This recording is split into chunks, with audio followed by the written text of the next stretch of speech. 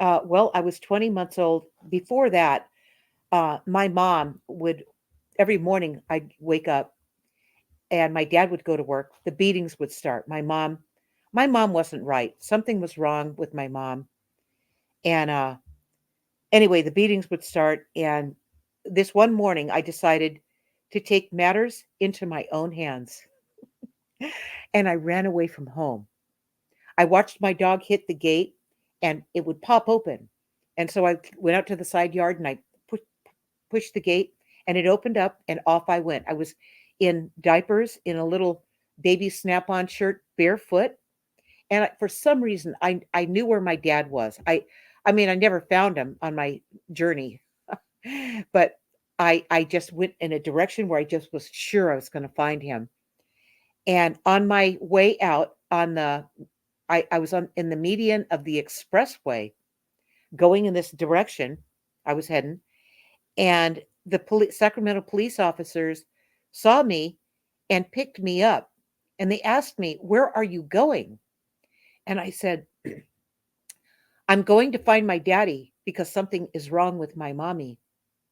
And they said, and I knew how to get back to my house in terms of pointing out how to get where I was, but I didn't know the street names, but I knew how to get back because I mean I knew where I was going, right? And I said, "No, I'm not going back there." So they took me to the candy store and bribed me with candy and broke my will. And that's when I said, "Yeah, and they asked me to point out how to get back to my house, and I pointed it out. And they knocked on the door, and I was right there. And my mom was shocked when they opened that door. But she played a good game. She's like, "Oh, thank you for bringing her back and everything." And they when they felt like I was in good hands, they took off.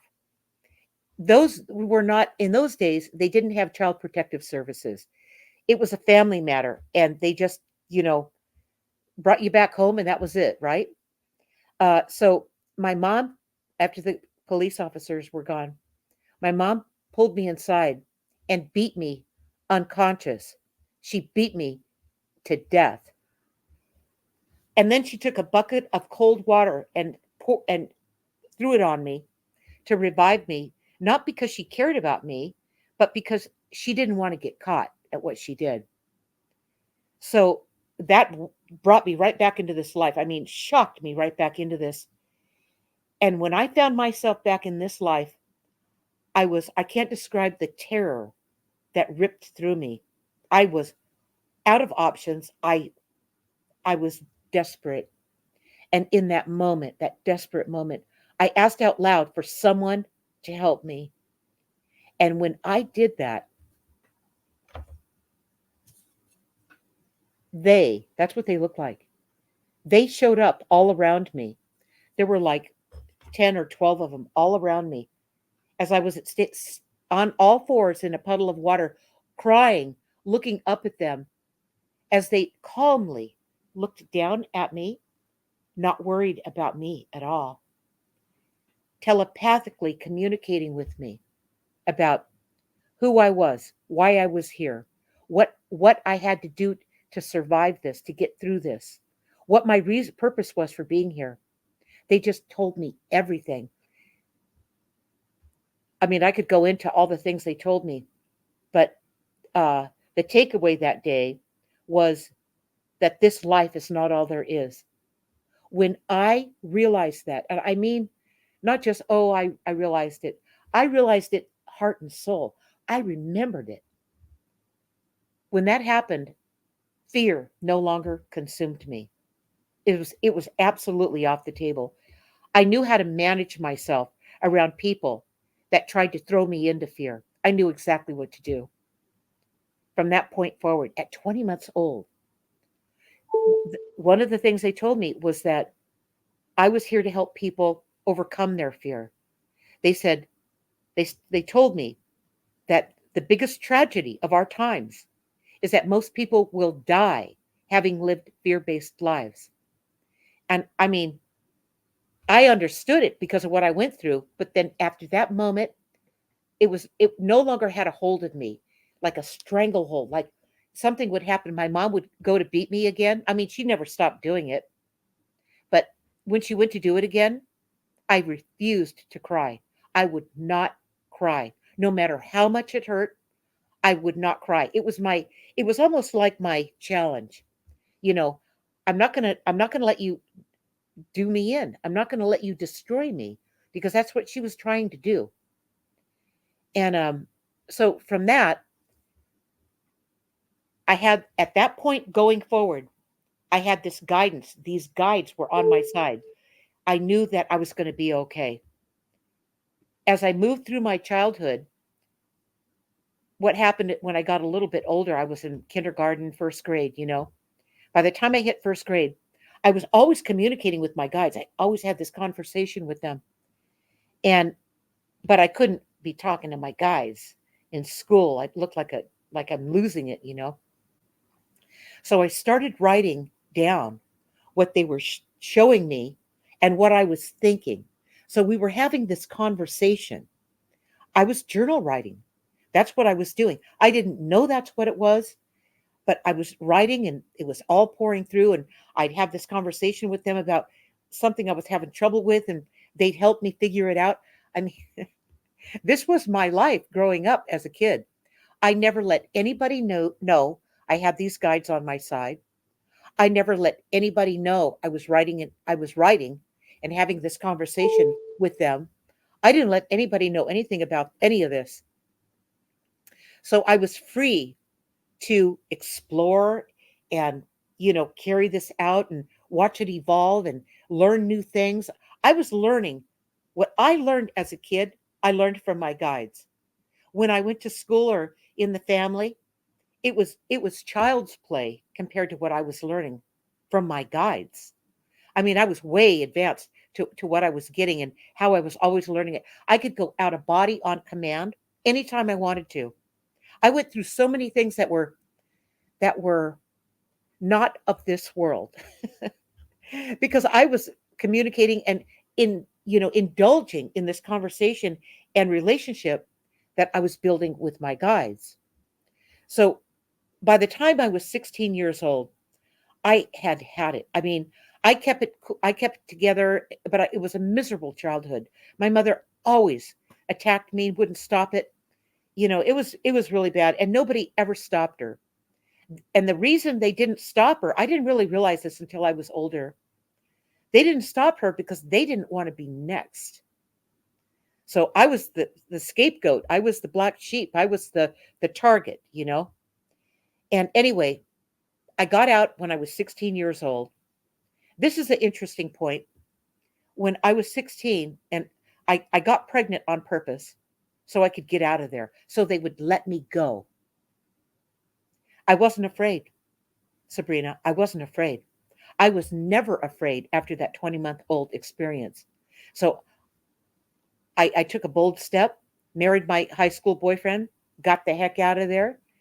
And the first night I was out of that family home, I wet the bed throughout my childhood. I couldn't stop. No matter how many times I set the alarm, every hour on the hour, I would still have that problem. The first night I was out of that house and off on my own, it never happened again. That's interesting. That's radical. Later on in my 30s, when I started taking dream classes to figure out the dreams, I had a dream that stayed with me for 35 years, never changed, and I had it at least one time a night until I was age 35. And at that time, the uh, uh, I understood that when somebody wets the bed as a kid, it's fear of the dominant parent. Now, I wasn't fearful of her, but she traumatized me, never stopped. So the trauma just wore me out. But the first night I was out of there, it never happened again. That's radical. So so anyway, I had the baby, and we were married, and we had no car, we had no money, we had no food, nothing. And my mother refused to help us at all. Nothing. She goes, I want to see you suffer, you know. She was so bad. We got through it. We managed to get through it. It was very hard. And then by age 19, we bought our first house, a brand new house, and we did the sweat equity. We had I painted the house myself. I never painted a house before, and my husband, he was a framing. He was working on a framing crew, framing houses, and he, along with his friends, his comrades, came out on the weekend and framed the house, and that was our down payment because we didn't have money for a down payment. And here we had our first little home for our new family. I mean, it was great. And I actually had my mom and dad come out and look at the house, the model home, before we bought it. And my mom was, "You can't afford that house. You should not be buying that house." No. Like she still had control over me, right? And I just kind of laughed a little bit. And my husband at the time, he goes, "Well, she can just, go jump off a bridge. I don't care about her." And and my dad said, "This is great." He liked it. He thought it was a good idea. Anyway, it didn't matter what they thought because I never cared about what they thought. That's the way my life was growing up. And then after we moved into that house, a year later, my husband comes to me. They were working on new homes and they were nicer than the ones that we bought. And he goes, "Do you want to do this again with this same builder?" And we do the sweat equity and do the same thing. I said, "Yes, I would love to do that." So we did it again, and we both worked really hard, my husband and I. And we, finished building that house and moved into it and rented the house, our first house we moved out of. So at that point, I was 20 years old and my husband was 21. And I said to him, I said, I drew this house out on a napkin. I said, "I found a lot that I want to buy and I want to build this house." And he looked at it and he went out and looked at the lot I picked out. And I go, "I want to take and sell the first house and buy that lot and build this." Now, I did all this without any education, any formal education to do any of this. I had no idea about exactly how to do this, from a technical background. I had none of that. I was just guided to go there because at 19, I'm going to skip back a little bit. The first house that we bought and moved into, as soon as we moved into it, my guides came through and said, "Find you need to find your own way because your marriage isn't going to work out." I went, "Oh my God, my marriage isn't going to work out." I spent about, I don't know, 15 minutes, crying about it. And knowing how the guides work, I just said, "There's no way I'm going to fight this. I know they know what's going on and I can't see it." Um, and that's when I asked him to take me to the architect that was drawing the homes on the subdivisions he was um, working on. And I met the architect and I said, he goes, "Why do you want to do that?" I said, "I want to learn how to draw homes." And so the architect met me and he was really nice, but he goes, "I don't have time for you." And I said, "Yeah, I know." I mean, I didn't have any plan to buy something and build something at that time. So coming back around, the the lot that I told my husband I want to buy and sell the first house to buy it and build a house that I had designed. I went back to that same architect. I said, "I have this lot. I just bought it. I have this plan. Will you help me draft it?" So he took me under his wing. He took me into one of his offices that was empty, set me up, and helped me draw it. Showed me how to do this. He liked my spark, my persistence. And so he actually helped me. And I got that first house drawn. And then I went out and I had to get bids from subcontractors and everything to get it together. Got it all together. Found a guy to help me get a construction loan. I needed a construction loan. Now that's a business. And I was only 20. I mean, looking at me like, I was a kid. And I was a woman in a man's world. This was in the early 70s. So I was really out of the norm. So got that construction loan and built that house very hard. I didn't know what came first. Did the electrician come in first before the plumber or the sheet metal guy? And I didn't know any of that. And so I it was a pretty rough ride, but I did get it built and done. And then I sold the second house that we were living in so I could buy 3 more lots somewhere else, and the whole thing just started taking off. I couldn't miss. I was selling my homes. They were beautiful. I was getting the construction loans I needed. I knew how to do it, and I did all this from being guided to do it. If I needed to know something, learn something, you know, figure something out, I would just sit down and I would think about it, and I'd get the messages about what to do and how to do it, and it was always right.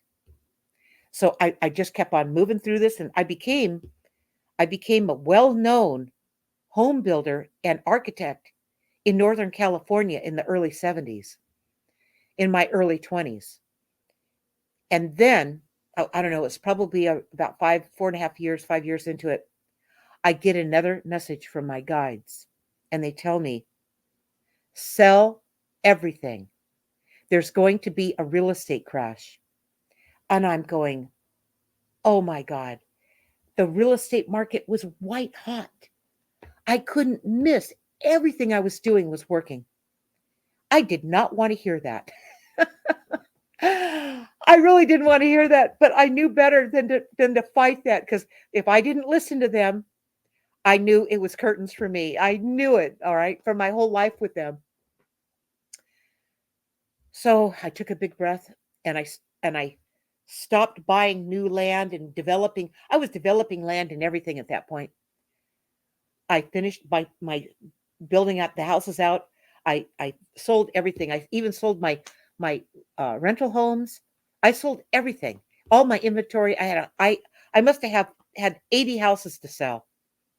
I had all of them sold in a year and a half after they told me that. Because as a home builder, you're out in the future because you have to have all this built up to build your homes on, you know? And 3 months after I was completely had everything sold, the real estate market crashed, and it was a bad one.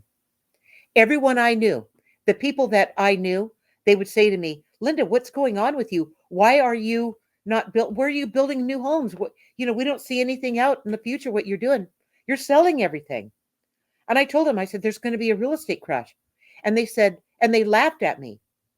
And because I was younger than their kids, and these were all men working, and the only part women played in the real estate business in those days was they were either a real estate agent or they were a secretary.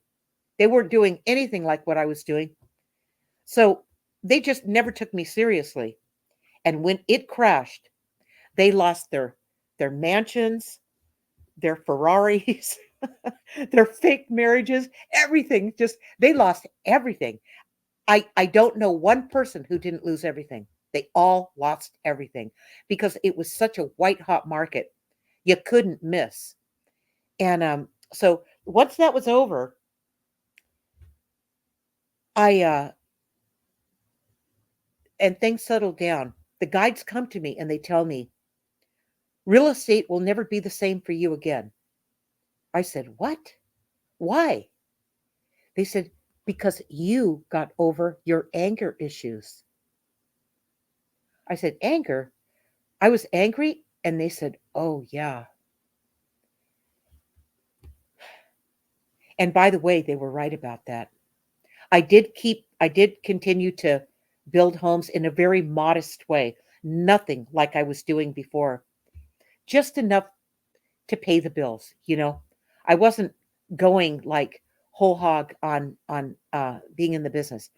And I actually started losing interest in it. So they were right on the money again. So we get, when I was about 28 at that time, and I continued to, stumble along and just kind of hold things together. And then I started taking dream classes when I was 35 years old. And Sabrina, that cleared everything up. That dream I had for the first 35 years of my life, that I call the merry-go-round dream, that showed me a world to come. That's when I understood what that dream finally meant, what it meant to me, what it was telling me all that time. And just to sum it up, it it was it was actually very reflective of what happened to me at 20 months old when my mother killed me and then shocked me back into this life, brought me back by throwing the cold water on me. The and I at that point, from that point on, and the guide showed up and they had this conversation with me, and I was no longer afraid in this life. Fear no longer had a grip on me. At 35 years old, when I understood that dream, I realized that that's why I was having it. They showed me in this dream that the biggest tragedy of our times is that most people will die having lived fear based lives. That was one of the features in chapter one of Guided, my book, talks about how I would be helping people, you know, recover from the fear that's been imposed upon them. I mean, fear has been a problem for everybody from the day we got here, from the time you're born and they smack you on the hind end and you cry. I mean, it's just one thing after the other. You're growing up and the parents, what's the first word you learn? No. Exactly. I mean, it's one thing after the other. So, it was fear. That's been my mission, is to help people first recognize the fear so that you can't fix anything that you don't first uh, acknowledge. You've got to acknowledge it's there.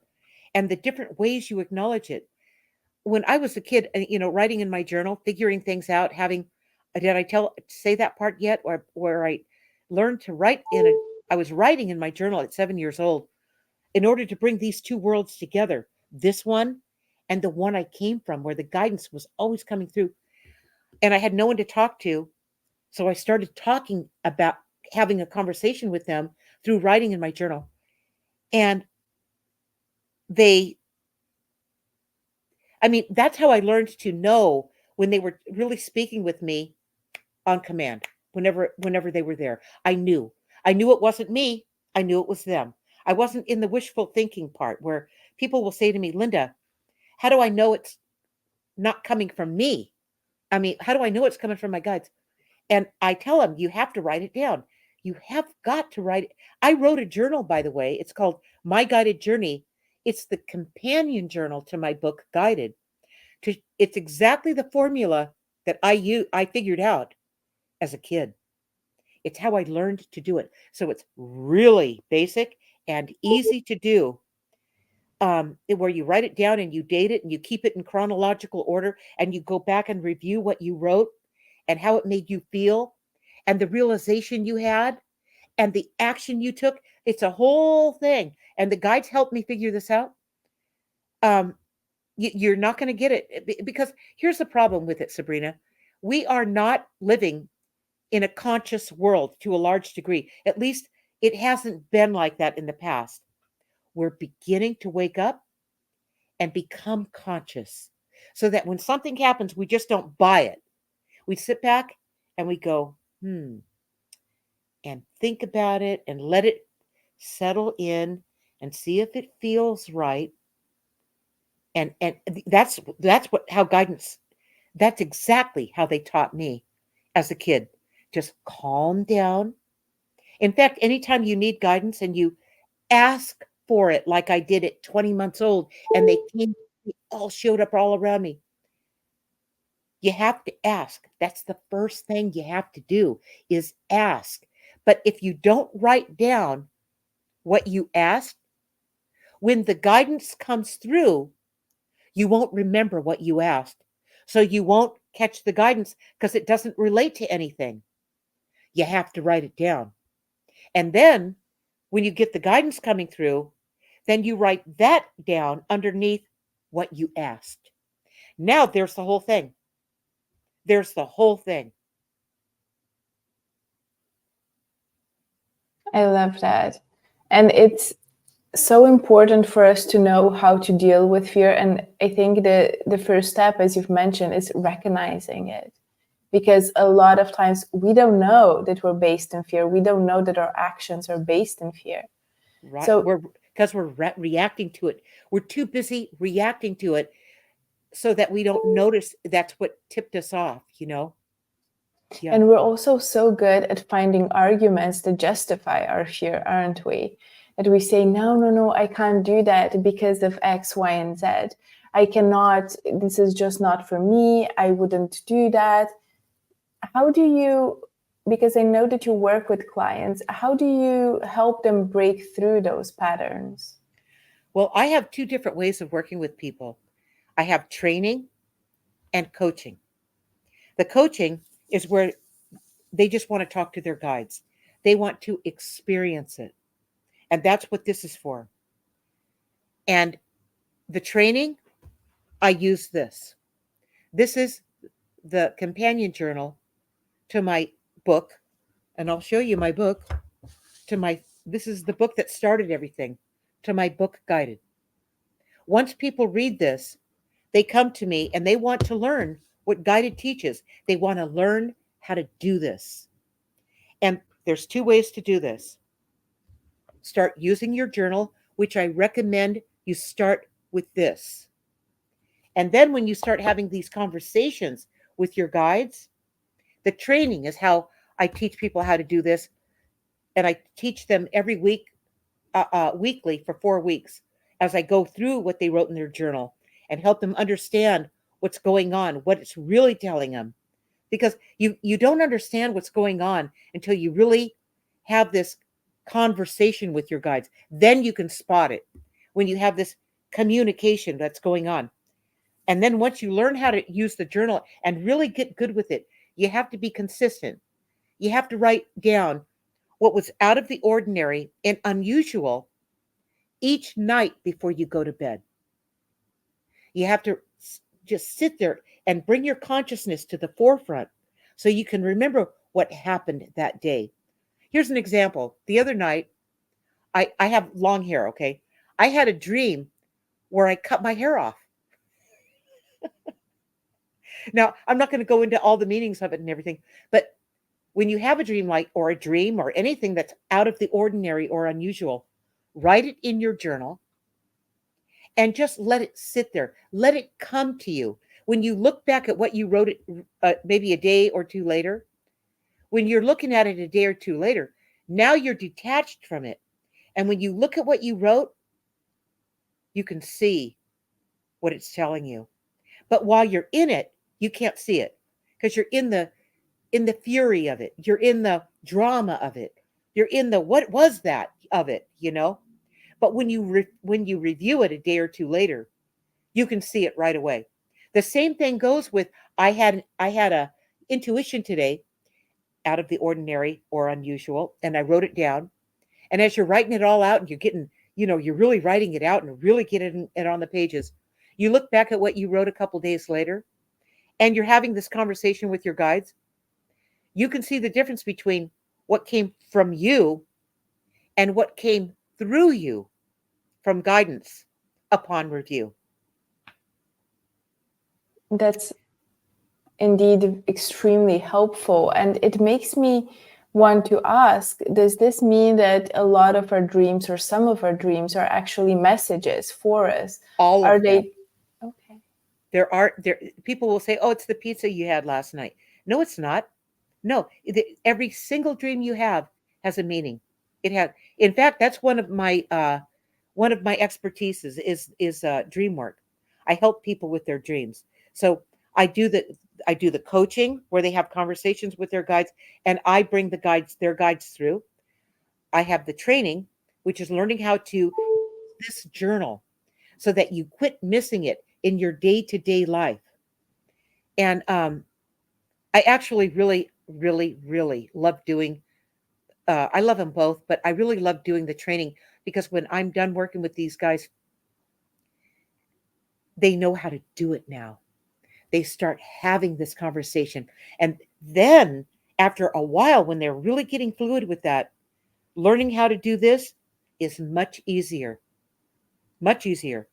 But if you just go straight into this, you haven't learned this technique yet. You haven't learned how to examine what you wrote and digest it and figure it out and go back to the and write again the next night and follow through and then look at the whole month of journal entries that you made and then look and see how it lines up with your life.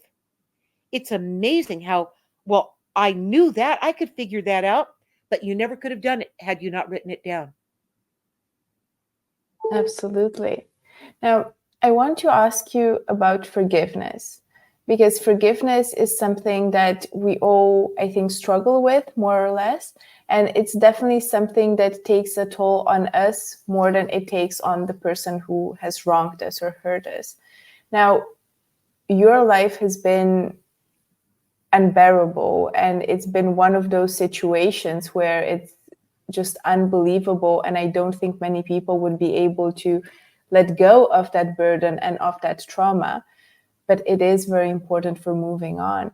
So what are your thoughts around growing up the way you did, having to go through all the trauma that you went through, and have you managed to forgive your mother for what she has done? Absolutely. I don't know that I call it forgiveness. All right. I understand that she had a problem. That's not forgiveness. That's just understanding the situation for what it was. My family and how they didn't stick up for me. They didn't stop her. They were weak. They didn't have what it took to look out for me, to stop my mom. They were terrified of her, just like I was until 20 months old. And that happened, and fear was no longer running my life. They didn't have anything happen that gave them that gift. Okay. So I feel sorry for them. I'm not mad at them. I feel sorry for them because they have stumbled throughout their entire life. They have been what's the word for it? They have been they were so uh they were so unanimous in not rocking the boat with my mother because they didn't want to be next, that they actually bought in to her line of thinking. Imagine that. Now, that's not something you can forgive. That's just something you acknowledge and go, that's a shame. That's sad. Just like it's sad for my mom. So, forgiveness in for me, Sabrina, what the guides how they explained forgiveness to me, because I've had people ask me about that all the time. It's not if you feel like you have to forgive somebody, you don't forgiving somebody else won't make a darn bit of difference in your life. But forgiving yourself for putting up with it, not doing something about it that helped you get better, not let them destroy you, looking out for yourself. If you didn't do those things, then you need to forgive yourself. That's what forgiveness is. That's how the guides explained it to me. And it's exactly how I live my life. I don't tell somebody my husband cheated on me. I'm not going to go to him and say, I forgive you, because he would just go, why? Why would you have to forgive me? I didn't do anything wrong. I do it all over again. I'm sick of you. I don't want you in my life anymore. There's nothing to forgive except yourself for putting up with someone like that. That is true. But then does this mean we need to cut people off the moment they make a mistake? Now, granted, given your upbringing, that was not a mistake. That was just a traumatic event. And of course, Right. if people can move away, and they should not be accepting that. But I mean, say you have an argument with somebody, say they maybe have some strong worded comments, or the cheating thing. When is it okay to try to make it work? And when do you think it's the moment to cut people off and to say, that's it, you've hurt me and we can't continue? Because I feel that if anytime we feel like we need to forgive, we say, okay, I'm coming into that situation, so then I have to cut you off for my own sanity, then I think it pretty much leaves us with nobody, right?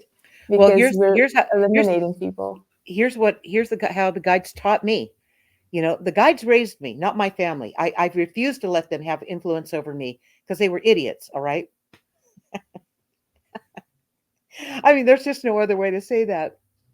But here's how they showed me is to not take things personally. Let's say you've got someone in your life, and you know he's in your life and he cheated on you. Let's just use that. That seems to be pretty common. So I'll use that one. It's happened to me, so I mean, I can use that one. They didn't cheat. First of all, the guides, when that happened, the guides told me, they said, I was upset about it. They said, Linda, he didn't cheat on you. The guides came right through and to have this conversation with me. They said, he didn't cheat on you. He cheated on himself.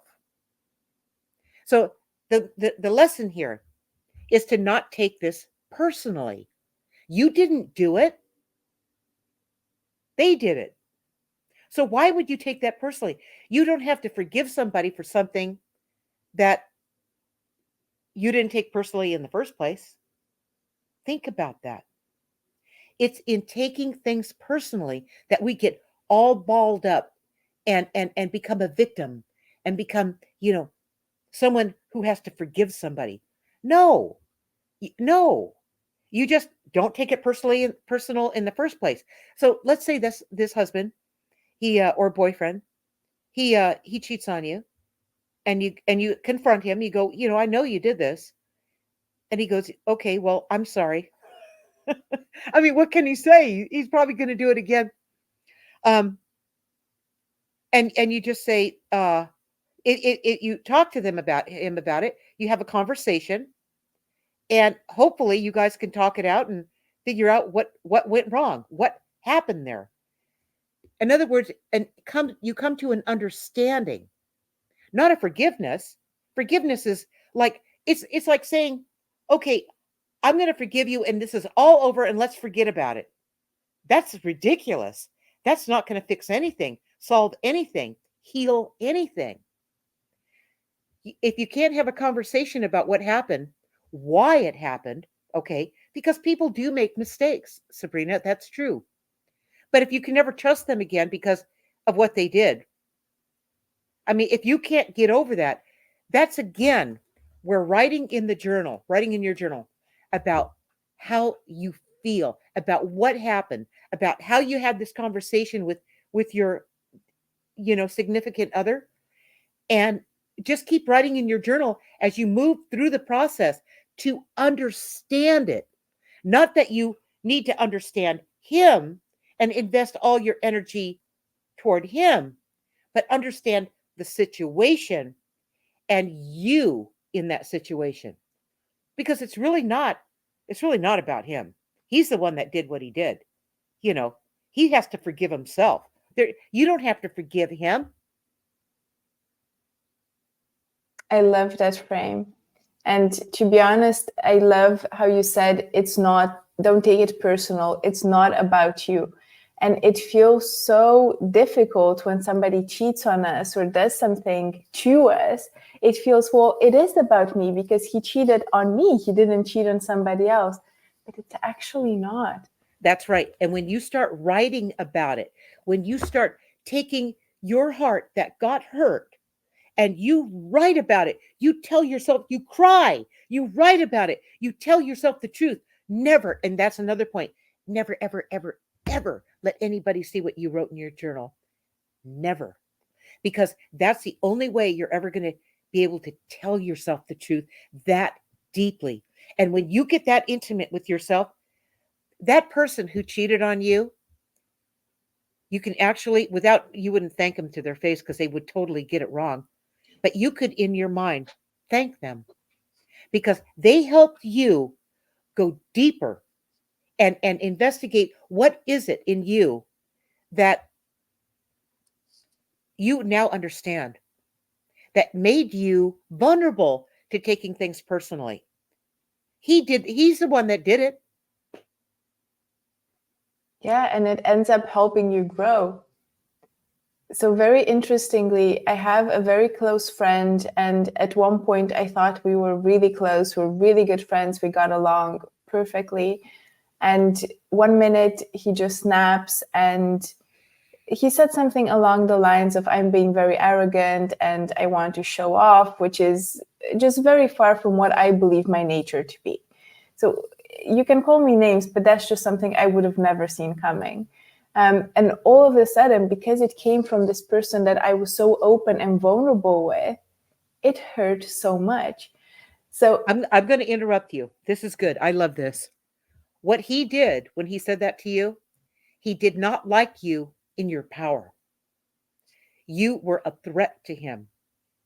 Now, if you took the journal and after he did this whole thing and and said and you told yourself, I want Sabrina, you talk to yourself, Sabrina, I want you to write in my journal about what really happened there, not what he turned it into to make me feel guilty. See, it's all game playing, it's all drama, it's all, you know, sleight of hand. It's designed to keep you confused so you never know who you are. But no, you stop it and you go, I'm going to write about this. I'll see you later. Okay? And I'm going to take now that I got this in my head, I see how you're projecting that onto me and trying to tell me that there's something wrong with me because I'm in my power and that's not okay with you. Uh, Ultimately, what will happen as you write about it, you're going to realize upon review, upon only after you can review what you wrote, you're going to say to yourself, I can't be with somebody that's that insecure. I need somebody who not only gets me, but likes me the way I am. absolutely. Had I had those tools at the time, it would have turned out differently. Now, I have to say, we didn't speak for 2 days, which was awkward because we were on a trip together. Yeah. So that was not very fun. Our relationship took a toll. And of course, I could not understand how somebody that wanted to spend time with me, seemed to like me, how they could have those thoughts about me. But coming full circle, about a year later, um, we sort of started speaking again, being friendly again. And I did a lot of work of understanding whatever he thinks, whatever he has said, and whatever anybody would say or think about me. That's not my problem, because it's not about me. It's about their perspective and how they see me through their own trauma and issues. So 1 year later, I end up on another trip with this guy, which I swore I would never do again, but there we go. Well, you weren't finished. You were still learning. Okay. That's okay to do that, Exactly. by the way. Yeah. And he ends up in this random conversation with somebody else. He ends up more or less calling me superficial. Again, it would have been a blood boiling moment, because who likes to be called that? And when he did that, I just thought, well, it might be your reality that I am superficial, but that's your thing. My reality is not that I'm superficial. I cannot bully you or fight with you into thinking that I'm something that you don't think I am.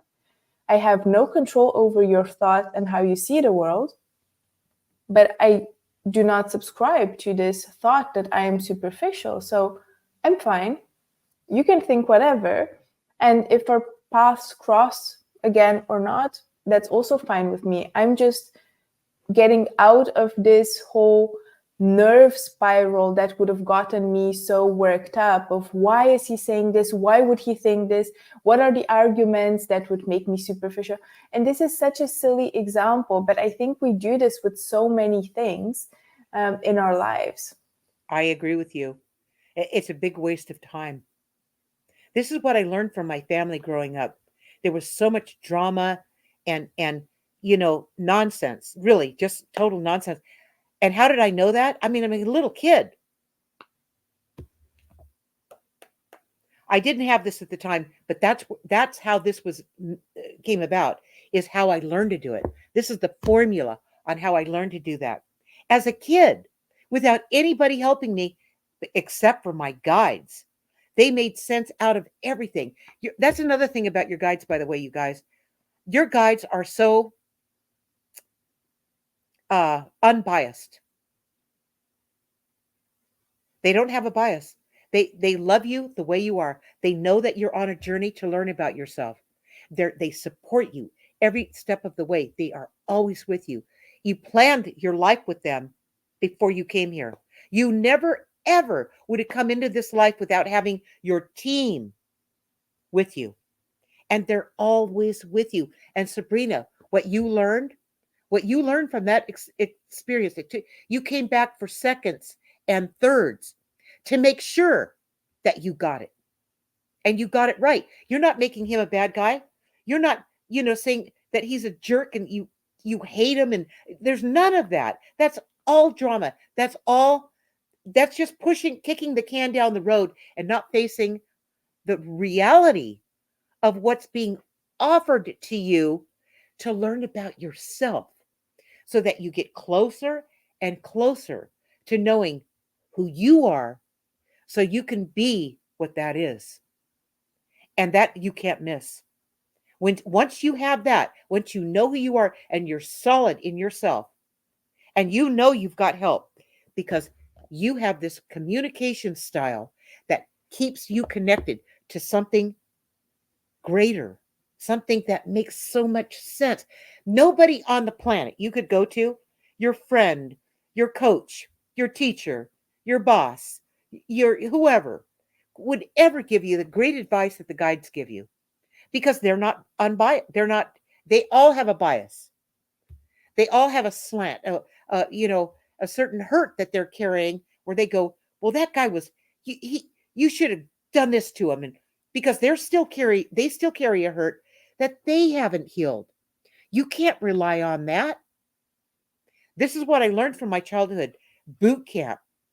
And yes, it was really hard. I almost didn't make it. But I'll tell you what, it was a boot camp. And when I learned what I learned, and then I got into my adult life, and my life just took off. I couldn't miss. And they sat back, my family that I grew up with as a child, they sat back and they were offended by my successes, because they did not, they thought they raised me, but they didn't. My guides raised me. They just never knew that. They thought they raised me to be a failure, because they did.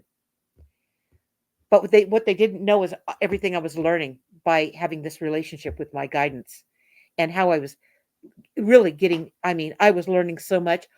I put them all in perspective. I didn't fall into hating them and letting that that eat me up from the inside out. I never ever ever even started doing that. Not even once, because I had this guidance, and I had this way of communicating with them to make sense of what was really going on. Now, I think one of the things that I would love to hear your perspective on is the victim mentality. It's so easy to fall into the thought of, well, this is just not something I can do or I cannot let go of it because of my upbringing, because this happened to me. I'm this shell of a person now because of this past that I keep carrying with me. And we tend to think that our reasons are valid. Now, thinking of your case, anything would go, if you were to tell me, well, Sabrina, I don't do this, I don't do that because of my childhood, but it is holding you back. So how do you let go, or how do you suggest people let go of this why me mentality? And because that happened to me, I now show up as a lesser version of everything that I could be. It's based in your expectations. You expected something else. That's your own delusion, your own illusion. That's your own story that you made up. In fact, you probably made them into a better person than they could ever be, just by doing that. Okay? But then it turned around. They did ultimately let you down, and it turned around and bit you because you made this up. It's about being sober. It's about facing the truth. It's just like when the guides came to me and said, sell everything in real estate, there's going to be a real estate crash. I was making, Sabrina, I was making so much money and I was a success right out of the gate. I was a success. I didn't want that to end, right? You've got to be able to deal with reality. That's where the journal writing comes in. And tell yourself the truth. And then tell yourself, write down all the things the way you want it to be. It's not realistic, but go ahead and write it down just because you need to see it on the pages so you can start to see what perspective, like you said perspective, that is exactly right. You could see the perspective you're coming from when you wrote that upon review a day or two later. When you look at what you wrote, because that's the way I want it, and you look at what you wrote, you're going to go, yeah, I see my flaw. It's me that has the problem. Of course they're off base, but that's not my problem. That's their problem. And they'll only know it's a problem is if they do the same thing you did. They write it down, they look at it, they care about fixing it. But most people, Sabrina, don't care. They they want to be right at any cost. That's very, very true. Now, when you were talking about the way you built a career for yourself in real estate, it sounds, of course, that you were guided towards what you wanted to do, but of course, you took a lot of action. So, from that first house and learning how to build a house to having multiple projects, selling them, becoming successful, that's quite a span of years. And that's a lot of learning and growing and evolving that you have done as a person in that time span. Now, how do you reconcile this when basically what I'm thinking of is you're so successful, so you're building up an evidence that you are great at real estate because you have a track record that proves it. Now you're being told to sell everything. And what I want to get to is how do you find that humility in yourself to listen when you could have said, well, I'm amazing at real estate. Look at everything I've built. I mean, you think a crash will come, but I'm better than this, I'm telling you, I keep going. That okay, how can I describe that to you? They time and time again, this guidance proved itself to me throughout my childhood. Otherwise, Sabrina, I literally wouldn't have made it. I mean, I'm not kidding you. The things that my mom did, oh, I knew. I never questioned them as a child because it was always accurate where they pointed me, the direction they pointed me, the sensibility of how they helped me understand things. They were my lifeline. They were my glue, okay, in this life. I When they told me my marriage wasn't going to work out at 19, that I need to find my own way, it hurt my feelings. I mean, for 15 minutes. I was a seasoned veteran. There's no way I would not believe anybody else before I wouldn't believe my guides. The guidance that came through. I knew it was spot on every single time. So I never even questioned it. I mean, never. And the real estate career was one thing. That was an in and out thing. I mean, that was fast and furious. It was a fun thing to do. It was a lot of stress. It was a lot of everything. It was a lot of everything you can imagine. And then later on, I started the first internet ISP and hosting company in northern Arizona in 1994. And I did it because I was guided to do it. Again, the guidance came through. We had $50,000. My husband wanted to buy a house, and I was in real estate.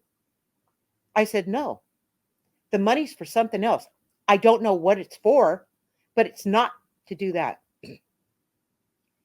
So I had this dream where they showed me compute like little computer screens with information coming down from above going into this computer screen.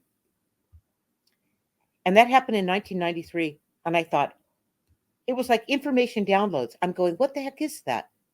A year later, my husband goes to Comdex. It's one of the big computer shows that they used to have in America.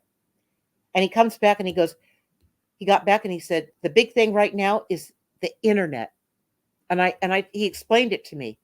And I went, oh my God, that's the dream they showed me. I had chills all the way up and down the back of my neck. I went, oh, this is it. I go, I want you to find out how much it's going to cost to buy the modems, to get the guys together, the admin and everybody we have to get together to do this. Get it all together and find out how much this is going to cost. It cost $50,000. Exactly what we had. I said, we're all in on this thing. We're going for it. This is it. And then I got the download from the guides that we had a 3-week window before somebody else was going to beat us to the punch. I said, we're in. I go, get those modems ordered. Get this kid out of the admin for the business was a 16-year-old kid out of Tucson. He was still in high school. I mean, this is how crazy it can feel. Okay. But I knew it was right on. And within 6 months, we were in the black. What that means is we were no longer just pouring money into it. We were finally making money. Okay. And it took off. I mean, that business really flew. It went from March of 1994, and I sold it on August the 8th of 1998, and got a divorce on the same day from that guy. Goodness. Now we're talking about, you guys. I have to say to your audience, your life is supposed to be fun. My life has always been fun. I don't know how not to have fun at my life, okay? Because I don't let what anyone thinks about me worry me. I don't not listen to the guidance. I know the guidance is right. And I write it down. I make sure I write it down and date it. I still use this, okay? I'm telling you, this guidance is way, way smarter than we are. Way, way ahead of where we are because we can't see it when we're in it, but they can. That's why That's, there are guides. yeah, it's very true. Very, very true. Yeah. Now, Linda, you've mentioned your book, you've mentioned your journal. Where can we find it? Where can we find out more about how Amazon. to connect with you?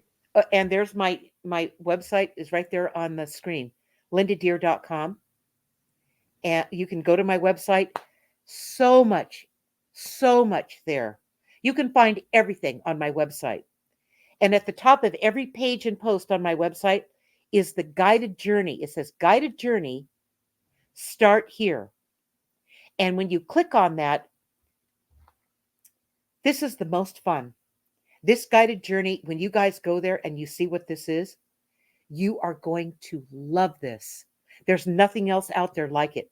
It took me 8 years to build this with my guides as I channeled the information from my guides on each and every one of these posts. And there's a video on each one of these where I explain to you how these work. And it's all free. When I was done building this, Sabrina, I said to my guides, I said, okay, now that we're done building this out, what are we going to charge for it? Here's another one. You're going to love this. They said they said this will be free. There will be no barrier to entry. This will be free to everyone. I went, swell. 8 years of work. And here's the last part they said. They said, um, you will be rewarded in other ways as a result of it. And I said, Okay. I don't argue with them. I can't see it when I'm in it. None of us can, but they can. That's very true. And that's the dream of a business person, you know, to work so long on something and then understand that you have to give it for free. But just to play out this scenario, let's say you would have denied that advice and you would have said, no, I'm charging $50, I'm charging $100 for it because I need to break even. I mean, of course, you've put not only time, but investment in it as well. Right. How do you think that would have played out? I'm going to let them answer that. We understand your need to make money. But Linda, you have many gifts are that are being used to help humanity undergo a big shift that is very critical to the hold on. All of a sudden my nose started to run. Sorry. All right. Critical to you to you waking up humanity. B, before you started, we knew what this would become. You are you are our dear valued healer, and you will be commended for your work. I love that. That's a good answer. They are spot on. I didn't know what they're going to tell you, but this is how they come through. They come through, you ask a question, and I got to tell you, you guys, the journal, it's how I started to learn this. This didn't come to me until, and I'll tell this little bit of a story here. In 1988, I was going to dream classes. I mentioned that. And my dream teacher had me over for a channeling session, which I didn't know that's what it was going to be. They were using the Ouija board at the time because nothing else was out there, 1988. And my guides kept telling these two ladies to have me in on a session, but they weren't telling anyone what they were doing because they didn't want anyone to know, you know. And and the guy and they said, okay, we will, yeah, yeah. And their guides came back and said a couple weeks later, they said, we need you to have Linda in on a session. And they said, yeah, yeah, we'll get around to that. And a couple more weeks go by, and their guides come through for the final time and said, we will no longer be coming through for you until you have Linda over for a session. We have something important to tell her. And their guides wouldn't come through anymore. Wow. And that's when they agreed to have me over. I mean, I wasn't real chummy with my dream teacher and her friend, but she was a great dream teacher, Sabrina. I don't throw the baby out with the bathwater. You know, I mean, I was learning so much so fast. I wasn't going to mess that up just because she didn't walk or talk. That's basically what was happening with her. You know, she was gossiped and she did stupid things. Um, and I couldn't respect her. You know, but she was a fabulous dream teacher. I got everything I needed. They had me over, and the guides come through. They handed me a pad of paper and a pencil, a pen, and they started channeling their guides. And they channeled my guides. My guides came through, and they told me all kinds of things that were going to happen. An earthquake that was coming. I had to leave Sacramento, where I was living at the time, and get away from there. And I had to all kinds of things they told me about. And then they said, The reason we had you in on this session is we need a new talking board. We need a talking board that doesn't cause fear and caution. And because I had architectural background, I was good at drawing and doing all that. I was a graphic artist also, and I had this relationship with them since I was a baby. I mean, I knew how to get something done here. I was a go getter. So they came to me. Of course, they came to me to do this. And in my dreams, they showed me what they wanted, how they wanted this to look, and how they wanted it to work. This is set up. It's also optimized for use with a pendulum. And you can use it with a pendulum. A lot of people start with a pendulum.